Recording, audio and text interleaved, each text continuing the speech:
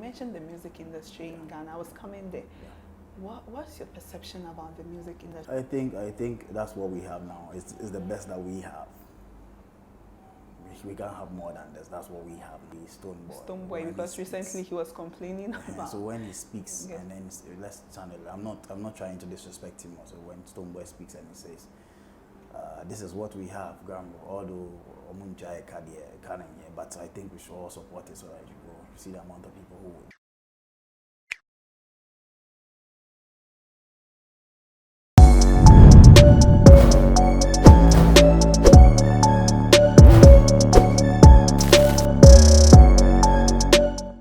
Hello guys, welcome to OneplayAfrica, and this is OnePlay Covers. My name is Tinalav Nairam. Today I have one gentleman in the studio. We normally hear about FieldMarshall when it comes to the military field, but today I have the musical FieldMarshall in the studio. Yeah. I'm going to be hanging out with him. We'll get to know more about him. FieldMarshall. Yeah, hi. What's up? Cool. You're looking good. Thank you very much, and you're looking beautiful. Thank you. What's up? How have you been? I've been good though. I've been around, just like any other person, doing other stuff and doing music again. So, yeah. Okay, so I really want to know you more. Okay. My boss was talking about you. He said things about you, yeah. And I really want to know where FieldMarshall, where you grew up, where you were born. Because a lot of people know you, but they don't know your story. Okay. Yes, so today I want you to tell me your story from your childhood, where you were born, family, neighbor. Okay. Actually, I was born on a farm. Hey. Yeah. My father has worked all his life on the farm, the university farm at around Marjo. That's after Zoomline head office. Yeah. So basically, my background is pure farming. Yeah. So you were born in Accra? Accra, yeah. Accra. Yeah. So born from the farm, where did you school? School basically, my basic school is the university, Staff Basic Primary, and then the secondary school is Faith Baptist Community Complex of Schools at Madina's Stonebwoy. Okay. So that's it. Okay, so growing up, did you grow at Omanjo or? I grew up solely at the university farm. Yeah. Okay. Yeah. So how has growing up? The community is just a community that is mainly for schooling. You don't get any other thing to do. Just to go to school after school, maybe in the rainy season, you join the farm and you plant maize or corn. That's what we do. Basically, you plant maize. Maize or corn. Or sometimes when it gets to the Xmas season, you join the workers at the farm where they kill this fowl at the slaughterhouse. Where growing up, that's where we play around. So we join them. We do some slaughtering too. So there was poultry. So you're doing poultry farming? No. I wasn't doing the poultry. The University of Ghana have a farm, and that's where I grew up. So they do poultry, they do cattle, they do piggery, they do sheep, they do a lot of stuff. Which of the farming was your favorite? I hate farming.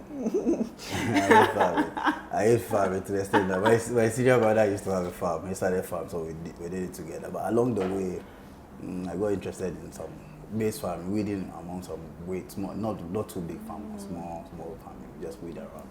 Because some Watching people farm that way, how has that influenced you as an individual? Definitely, it humbled me because you don't see. You see a doctor who is also farming, and you find someone who has not been to class 1 and is also farming. So with farming, it doesn't separate people. It put people rather together. That's what I've seen about it. So. Many people think if you should farm, maybe you don't have any educational background. But what you are telling me, I think it's very insightful. Maybe the youth out there should take this, because normally we think people who are poor, maybe people in the villages, they are the only people to farm. Yes, when you say farming, that's what you're taking into. If you're taking it on a large scale, you want to go into serious business farming, and then you need serious people, real investors to do. Dangote and all those people, I believe they are into farming and stuff. No businessman in Ghana, I think. We all do farming alongside. You see, we have John DeMello trying to do some farming too. It's not him alone. I know a lot of people who are also doing the same thing. So it doesn't look as if farming is just the normal fast or talk on a fast kind of no. It goes beyond that. It goes beyond that. And as an entertainer, Yeah. were you entertaining people then, or you discovered your talent? So my talent was discovered. I was introduced to Shaggy's Wasn't Me, the lyrics, by my cousin called Juliana. So when she introduced me to the lyrics, I saw the lyrics, but the writings were very short. So that's when I got interested into writing. I started writing. But anytime I start writing, I realize my words become very long. Something I'm supposed to summarize or write. You should be a good writer. I'm a great writer though. At which age did you start? I think that was Wasn't Me was around 2001, so I think I was in JSS2 or JSS1. JSS2. Oh, yeah. So you took it to SHS when I you was went still to. writing. I was still writing SHS. Have you produced all those songs you wrote? I don't. I threw some of them away. I threw some of them away though, but I still have some memories of some songs. Like anytime I want to write, it doesn't look like I can just hear a beat and I start writing, but it doesn't mean as if I'm cracking it. Maybe some of the old ones keep coming back. So I believe when you write for some time, anytime you want to use it, it comes out. Yeah. At Faith Baptist, Yeah. were you the entertainment prefect? Were you the No. entertainment type? I'm a very calm type, very calm, very reserved, but very bad. Very bad. But were you doing the entertainment in school? No, I was behind. If like people want to mimic people's song, want to memorize people's song, they come to me, Charlie, carry me lyrics for you. Then I'll just tell the Charlie SSN or kind, then I'll just arrange it for you. Then you go and do your whole stuff. Then I stay behind. So you mentioned you were bad. What are some of those bad things you do? Oh, the normal bad things that bad. You don't sign as yet. I jump wall. That one, everybody know me. So let's talk about you, music and depression. My boss mentioned you were Vibrant Fire Senior. Yeah. And till now, I've followed you. I went to check your social media pages and Vibrant Fire, being a senior and how we knew him. And as at now, you are not everywhere. Let's talk about music and depression. How do you take that? I'm a person that, as I'm saying, I'm a very bad person. But don't take it. I'm a very smart person. I don't love likes. When I do something and one person appreciates them, so I'm just not looking at the numbers that will come in. Like, hey, shout your name and do that stuff. No, I'm not into that. But then all I want is my music to reach, even if I don't get people liking or mentioning my name and they get to listen to my song. So I'm not attached to that fame like stuff. But what if fame comes?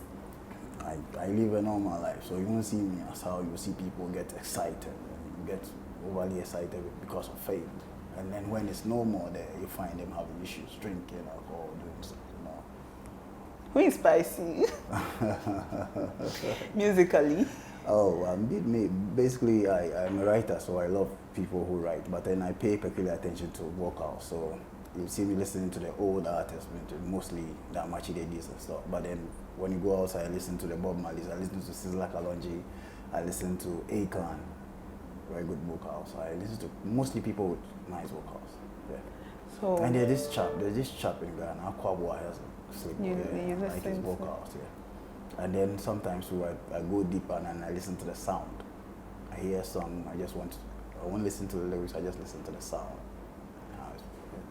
Have you written songs for some people? I did in the past, but it never came out. So. Who have you written? I don't want to mention. The female artists. I linked the female artists. You guys write for them a lot. Those I wrote for, some are not in the country. Okay. They was travel. They didn't stop music. As we're saying, we were depressed because they are attached to it. They think what they expectations about the music industry in Ghana. When they expect too much and it doesn't happen now, you get depressed and you move out. So that's happened. Like you mentioned the music industry in Ghana, I was coming there. What's your perception about the music industry? Because everybody have their definition to the music industry in Ghana. I think that's what we have now. It's the best that we have. We we can't have more than this. That's what we have now. So I think it's the best, and at least I've taken a lot of people out of the streets. And there's a saying that don't dishonor what you want to become. So I come backlash an industry that's feeding a lot of people. You complain that it's not paying, but at the end of the day, it's taking out people out of the streets. People are getting involved day in, day out. It's even growing. We're getting to understand more about photography, filming, sounding. Everybody's getting a place in the industry. So I think it's growing, and with time, I think it's going to be great. And about royalties, have you gotten some from GHAMRO? To be frank, I've not been to GHAMRO. I've never been to the office before, but I'm part of music. But I've never been to GHAMRO, so I can't speak anything about it. I think you should be a member or... Definitely, I'm just looking forward. One of these days I'll be paid a membership though, but I've never been there. So I can't say anything about them. Why? Is it because of things you've heard about them? No, it's not about things I've heard about them. It's not it's not inviting. At the end of the day, those above us are supposed to hold it. No matter how bad it is, I believe the leaders are supposed to hold it. Even if it's worse, and they're paying 1 cedi and you're a huge star, you're supposed to hold. That's what you have. You understand? And you don't see that, so it doesn't invite other people to come. Understand? My voice is my voice is strong. No, but you imagine if someone like let's pick somebody like maybe Stonebwoy, because recently he was complaining about. So when he speaks, and then let's channel. I'm not trying to disrespect him. Also, when Stonebwoy speaks and he says, "This is what we have, GHAMRO." Although but I think we should all support it so that you go see the amount of people who will join. Me, you, at least he wants to cast out of pain. He has been investing into his craft, and he believes he deserves more. So also cast out of that business level, say, "Oh, music and so." Not to disrespect him, but just an idea that I want to put in. So the leaders are supposed to hold it very well. We come in, we follow. But I think you also have a voice as an artist. We have people in your circle that you can... Yeah, definitely. In my own small way, I advise people, as I'm saying myself. I've not been there though, but I will go there. I'll go there. We have the OnePlay and other stuff. Are you signed on? I think I've put in my song on OnePlay. Yeah, it's on OnePlay. I like it, and I have a song on Afternoon too. So I think with the local one, we're doing well too. We're distributing over there too.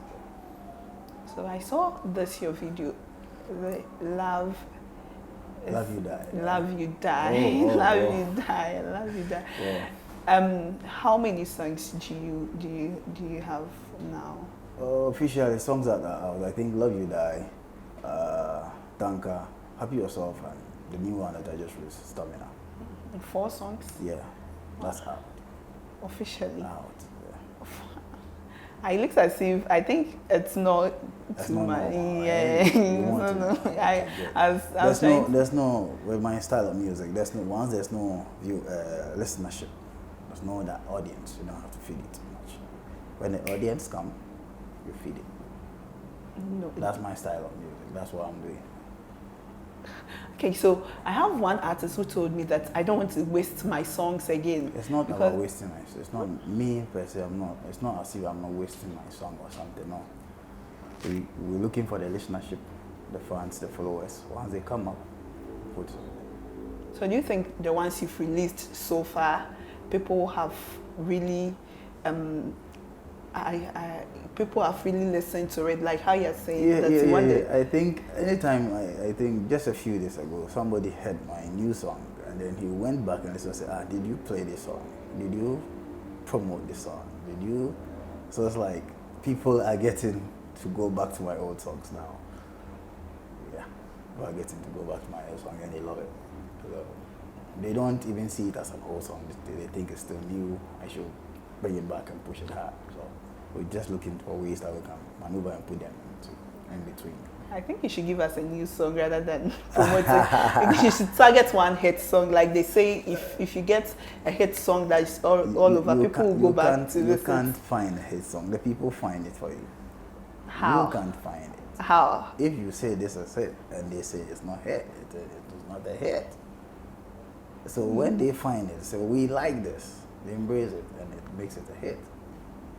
No, but I really think people always tell you, oh, this my song is banger. I think this song, when I release it, you should have that feeling. Maybe you have a song that's in your catalog that you'd be like, oh, this song, when I release it, I'm going to shake the whole of Ghana or something.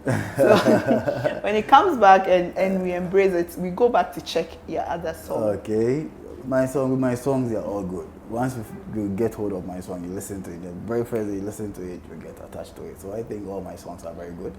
I can't just pick one aside. I think maybe the one I'll pick will be in the near future. I'll say this is it. That one's supposed to retire me. Who produces your songs for you? I work with Posiji, I work with Emoji, I work with Bernie, I work with Genius Selection, a couple of people I can. Why do you work with different producers? Because we have some artists who have this, like a single producer they work with. So you hear street beats over and over again. People are like, oh, this producer, I like this producer's beat or something. I love sound, you understand? I love sound and I love music. I always want to get a different feel of music. So when I work with one person for a long time, definitely it's going to sound well. Because we are all going to work on our comfort zone. So we work with this one to move to the other one. Challenge yourself.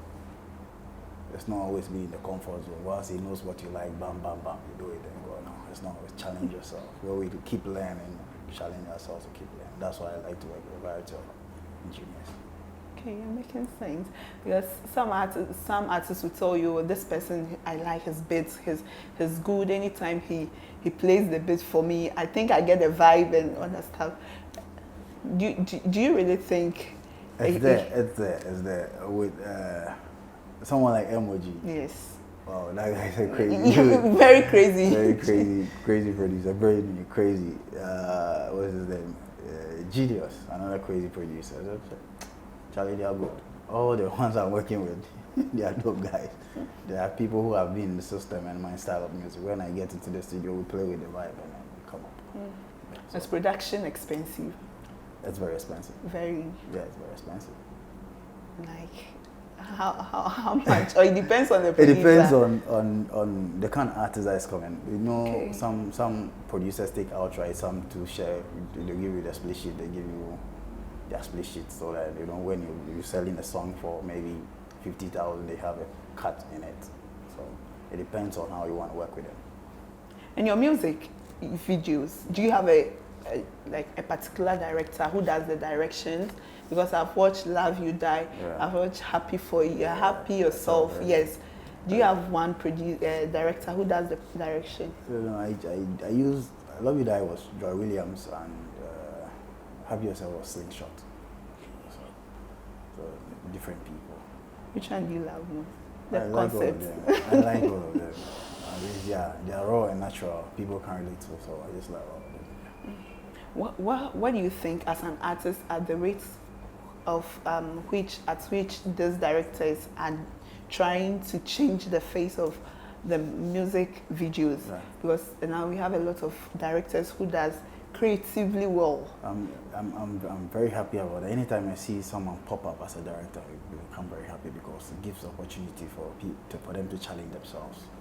You get to see new stuff, new visuals. So anytime I see a new visual come up, I'm very happy because it will keep the industry going. A lot of people will come in. So that's why I want it now. What's the title of your next song? Stamina. Stamina. Why Stamina? Oh, it's just a song that I'll just show you about how good I am when it comes to interacting in the bedroom with a lady. So. Hey, in the bedroom? With a lady. The video might be crazy. No. It's just a show off song, just expressing myself. Somehow, certain things we say behind us, but I feel like they will just put it out there, just show off my craft. So when should we expect it? It's already out. It's available on all. Oh, okay, so it's out. It's out. It came out on the 4th of September. Okay. And it's on every online platform. You can find it.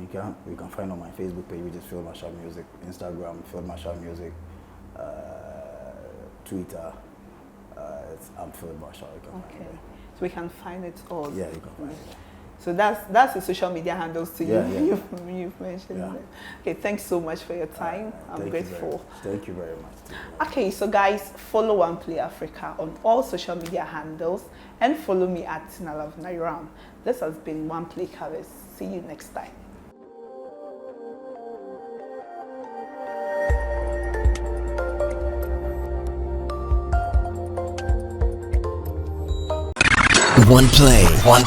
OnePlay. At class to your music.